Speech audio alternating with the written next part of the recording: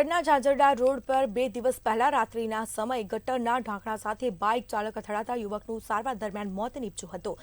ઘટનાને 2 દિવસ વીત્યા છતાં તંત્રના પેટનું પાણી પણ હલ્યું નથી।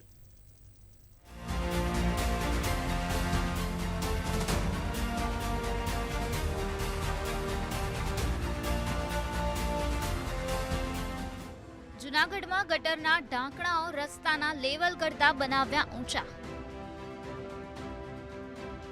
ઝાંઝરડા વિસ્તારમાં રસ્તો બન્યા બાદ સર્જાઈ રહ્યા છે અકસ્માત। 22 વર્ષીય યુવકનું બાઇક પર ગટરના ઢાંકણા સાથે અથડાતા મોત। મહાનગરપાલિકાની બેદરકારીના કારણે પરિવારે દીકરો ગુમાવ્યો। ઢાંકણાઓને રસ્તાના લેવલ પર કરવા માંગ। જૂનાગઢના ઝાંઝરડા રોડ વિસ્તારમાં રસ્તો બન્યા બાદ ગટરના ઢાંકણાઓ રસ્તાના લેવલથી ઊંચા રાખી દીધા છે, જેને લઈને અનેક અકસ્માતો સર્જાઈ રહ્યા છે। ત્યારે 2 દિવસ પહેલા 22 વર્ષીય મોહિત પૈડા નામનો યુવક બાઇક સાથે આ ગટરના ઢાંકણા સાથે અથડાયો હતો અને તેનું સારવાર દરમિયાન મોત નીપજ્યું છે। તો મહાનગરપાલિકાની ઘોર બેદરકારી સામે લોકોમાં નારાજગી જોવા મળી રહી છે। ત્યારે તંત્ર દ્વારા ઢાંકણાઓને રસ્તાના લેવલ પ્રમાણે નહીં કરવામાં આવે તો ચક્કાજામની ચીમકી પણ ઉચ્ચારવામાં આવી છે। એક રસ્તામાં બધા વાહનો હાલે છે, ત્યાં ઢાંકણા નળતા હતા અને એમાં એનું સ્કૂટર ભટકાણું ડિવાઈડર આયરે ને તો એને અકસ્માતમાં માથામાં લાગી ગયું છે। આવું ખરાબ રસ્તા હોવાને કારણે અકસ્માત થયો અને મારા દીકરાનો જીવ ગુમાવવો। આજે મારો દીકરો વયો ગયો આ દુનિયામાંથી। ઝાંઝરડા રોડ ઉપર રોડનું કામ ચાલે છે, તેના ગટરના ઢાંકણા ઊંચાના હિસાબે પટકાઈ ગયો એની હિસાબે અને માથામાં સખત ઈજા થઈ।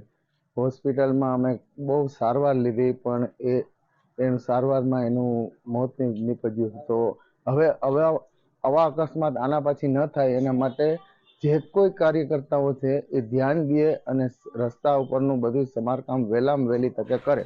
આ સમગ્ર ઘટનાના પગલે મહાનગરપાલિકાના સત્તાધીશોએ કોન્ટ્રાક્ટરોની ભૂલ હોવાનું જણાવી કોન્ટ્રાક્ટર અને એન્જિનિયરોને નોટિસ ફટકારી છે। પરંતુ સવાલ તો એ છે કે એક યુવકે પોતાનો જીવ ગુમાવ્યો છે અને મહાનગરપાલિકા ફક્ત નોટિસ આપીને સંતોષ માની લે છે।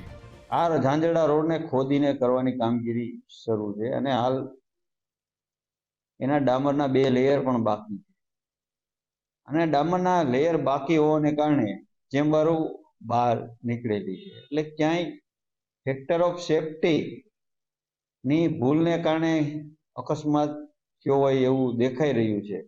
હાલ એના કન્સલ્ટ એન્જિનિયરને અને કોન્ટ્રાક્ટરને પણ નોટિસ આપવામાં આવી છે અને કયા કારણોસર આ અકસ્માત થયો એની તપાસ પણ ચાલુ છે, એટલે તપાસના અંતે જે જવાબદાર હશે એની મુજબ કાર્યવાહી કરવામાં આવશે। આમ અકસ્માતમાં એક યુવકનું મોત થયું છે, પરંતુ ઊંઘમાં રહેલું આ તંત્ર હજુ સુધી જાગ્યું નથી અને આ ઘટનાને 48 કલાક વીત્યા તેમ છતાં ગટરના ઢાંકણા જેસે થેની સ્થિતિમાં જોવા મળી રહ્યા છે। જ્યારે વધુ લોકોના જીવ જાય તો જવાબદાર કોણ તેવા સવાલો ઉઠવા પામ્યા છે। જૂનાગઢ શહેરનું ધમધમતો વિસ્તાર એટલે ઝાંઝરડા રોડ અને આ ઝાંઝરડા રોડ વિસ્તારમાં ગઈકાલે એક યુવકનું આ ઢાંકણા સાથે બાઇક ટકરાતા મોત થયું છે।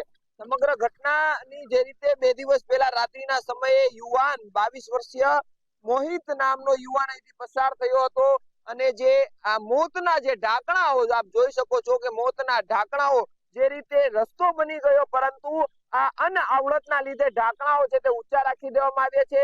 5 થી 7 જેટલા ઝાંઝરડા રોડ ઉપર આ રીતના ઢાંકણાઓ આવેલા છે અને તેને લઈને વાહન ચાલકોને પારાવાર મુશ્કેલીનો સામનો કરવો પડી રહ્યો છે। સ્થાનિક લોકો આપણી સાથે જોડાઈ ગયા છે, સ્થાનિક લોકો સાથે સીધી વાત કરશું કે આ મોતનું ઢાંકણું શું બીજા કોઈનું પણ મોત લઈ શકે? શું તંત્રને અપીલ કઈ રીતની સ્થિતિ રોજ અહીંથી પસાર થાવ છો? આ રોડ બને છે બહુ ગોકળ ગતિએ બને છે અને એ પણ એના ગટરના ઢાંકણા છે એ રોડ થી ઘણા બધા ઊંચા હોય છે, એના હિસાબે એક્સિડન્ટ બહુ જ થાય છે અને કામ પણ ધીરું ચાલે છે। તો કામ ઝડપથી થાય અને પબ્લિકને સારી સુવિધા ઝડપથી મળે એવી મારી અપીલ છે। ઢાંકણા અન્ય ઘણી પણ તકલીફ આ રોડની 4-5 મહિનાથી આ ચાલુ છે કે ત્યારે આ બધા દુકાનદારો જે ભાડવત દુકાન રાખીને બેઠા છે એના ધંધા ખોરવાઈ ગયા છે।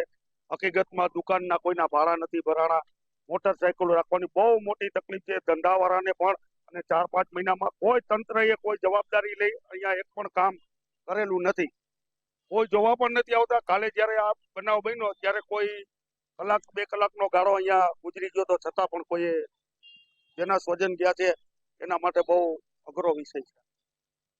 જે રીતે ફરીથી એકવાર સ્થિતિ બતાડવાનો પ્રયત્ન કરીશ કે જે રીતે દ્રશ્યોમાં જોઈ શકો છો કે આ જ રોડ ઉપર 5 થી 10 જેટલા ઢાંકણાઓ છે તે ગટરના આ રીતના આવેલા છે અને જેની ધાર પણ આપ જોઈ શકો છો, પરંતુ મહાનગરપાલિકાનું જે કુંભકર્ણમાં રહેલું તંત્ર હજુ સુધી જાગ્યું નથી અને જેના કારણે અનેક લોકોના જીવ પણ છે તે જઈ શકે છે અને જે રીતે આ સ્થિતિનું નિર્માણ થયું છે, હવે જોવું રહ્યું કે મહાનગરપાલિકાનું આ તંત્ર ક્યારે જાગશે.